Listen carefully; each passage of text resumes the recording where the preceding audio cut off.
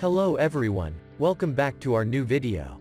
In this video, I will give you more information about the top 5 best enthusiast long zoom cameras that are available on the market. Actually, I try to make popularity, quality, price, durability, user opinion and more. If you need more information about this products, please check the link in a description section below. Don't forget subscribe this channel for view future videos. Let's start this video.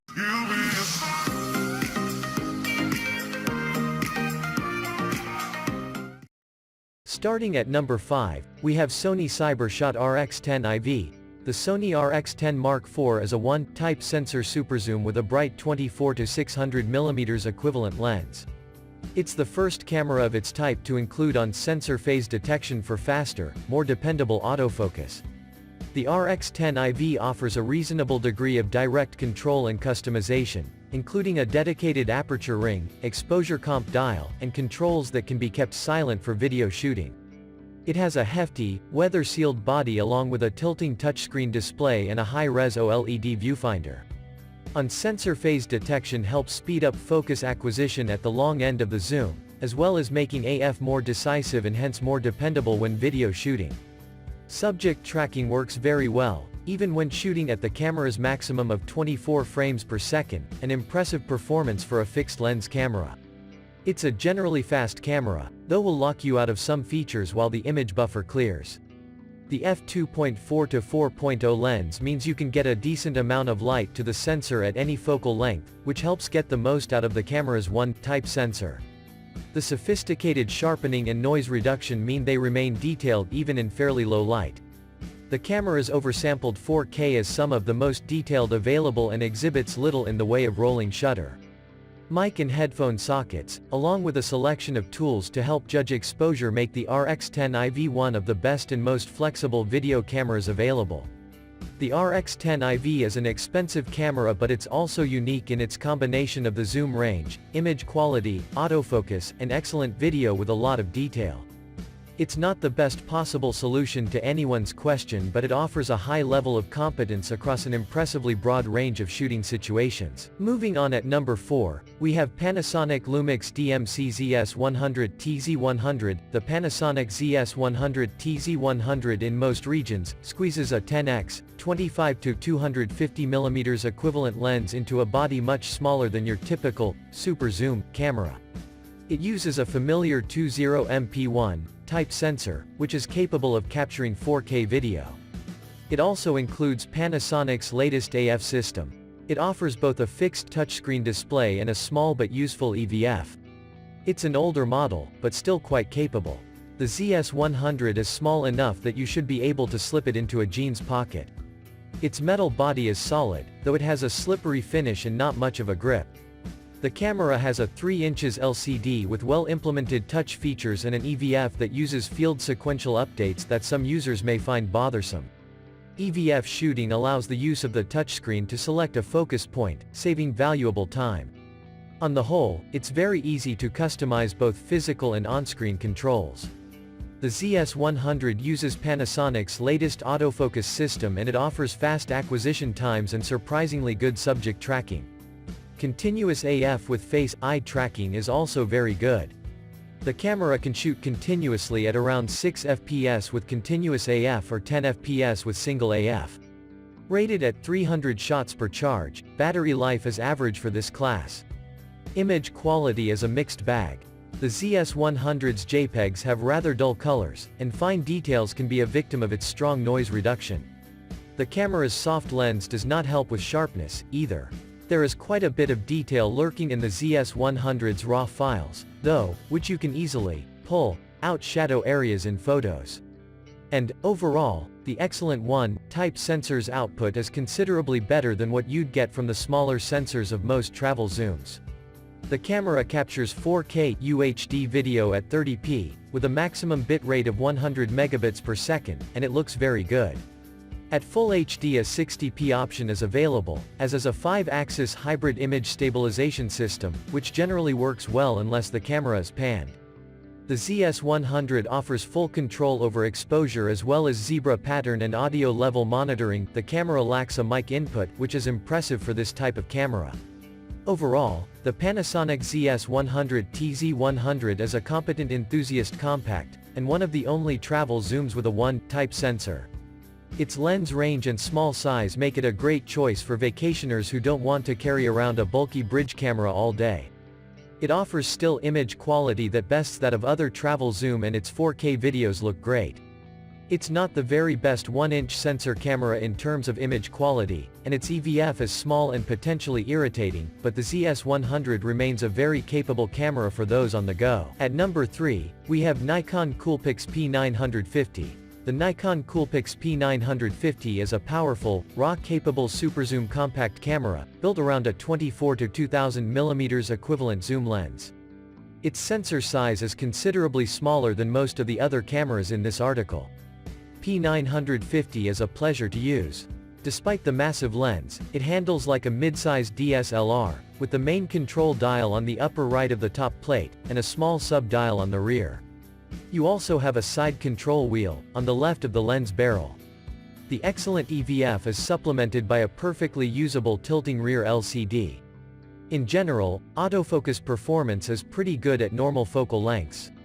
However, the more you zoom in, the slower and less reliable AF becomes. A maximum shooting rate of 7 fps is decent, but the slow buffer clearing times make the P950 unsuitable for shooting sports in action. Its battery rating of 290 shots per charge is average.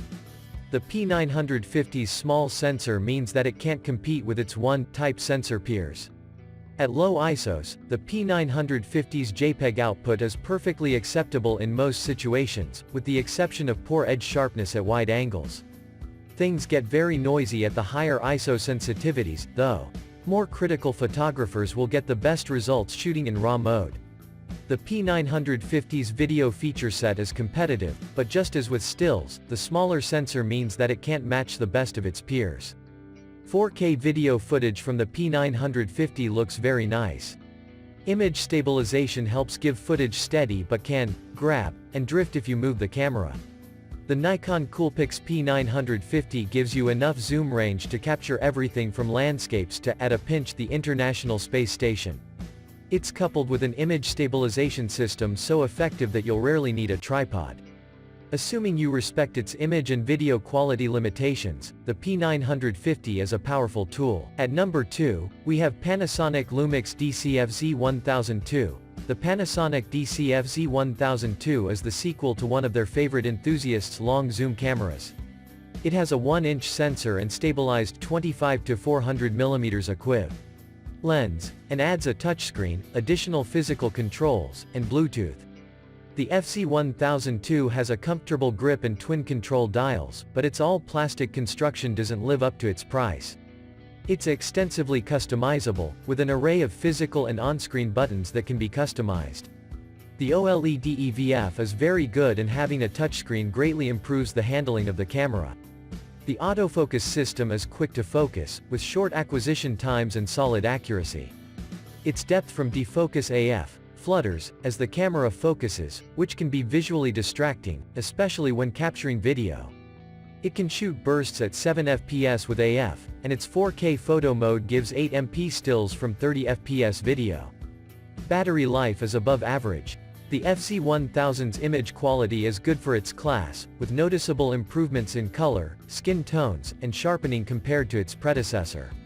The camera doesn't capture as much detail as the best of its peers, and, if you're up to it, shooting RAW and post-processing will get the most out of the camera. The FZ1002 captures 4K UHD video at 30p and 24p, though there is a substantial crop that narrows your field of view. Video quality on the original FZ1000 was impressive, though the autofocus system tends to hunt for focus on occasion. The camera has a good set of video controls, the ability to use the touchscreen in order to keep your hands off of potentially noisy dials, and a mic input socket. The FZ1000 was a solid camera, and the improvements on its successor make it even better. While not best in class, its versatile lens, good image, and video quality, and reasonable price make the FZ1002 well worth considering. And finally, at number 1, Sony Cybershot RX10 III. The Sony Cybershot RX10 III is a long zoom, bridge style, compact camera that features a 20MP1 type Stacked CMOS sensor and a generous set of stills and video specifications, including 4K capture and a range of high-speed video capture modes. The RX10i's party piece is its 24 to 600 mm equivalent zoom lens, one of the widest ranging lenses. Ergonomically, you definitely get the impression of a camera that has been built around its lens, though not surprising considering the sheer size of the zoom. But despite this, the RX10 III handles well and is nicely balanced in the hand. Although it weighs just over a kilo, the camera is easy and comfortably to use one-handed. The electronic viewfinder deserves to be called out, too. The clarity and 2.36 m resolution of the finder is really lovely, and this helps a lot on sunny days, when the image on the RX10i's rear LCD can be hard to see. The RX10i's autofocus system is relatively uncomplicated, and relies on contrast detection. As such, there's no way the camera should be relied upon to accurately track moving subjects, but accuracy is high in almost all situations, barring very low light and, depending on the subject matter, super telephoto shots, where contrast can drop due to haze. As a stills camera, the RX10 III is supremely versatile, and image quality is solid throughout the ISO sensitivity range, with the camera's RAW files being exceptionally malleability. From macro shots of flowers to extreme telephoto studies of distant mountains, the RX10 III can be relied upon to deliver sharp, detailed images. As a video camera, the RX10 III also excels. It's capable of capturing really great-looking 4K video to the extent that confident that a keen enthusiast or semi-pro videographer could easily make it the centerpiece of a 4K system, especially for run-and-gun style work, where versatility and portability are key. Overall, the Sony Cybershot RX10 III is one of the most adaptable and expensive compact cameras that ever used, and considering its proven image quality, wide-ranging zoom and solid 4K video feature set, it might be the best travel camera currently on the market. Thank you for watching, guys. I hope like you this videos. If this video helpful to you, please make comments and subscribe. If you have any question related this product, you can leave a comment down below. I hope back to you as soon as possible.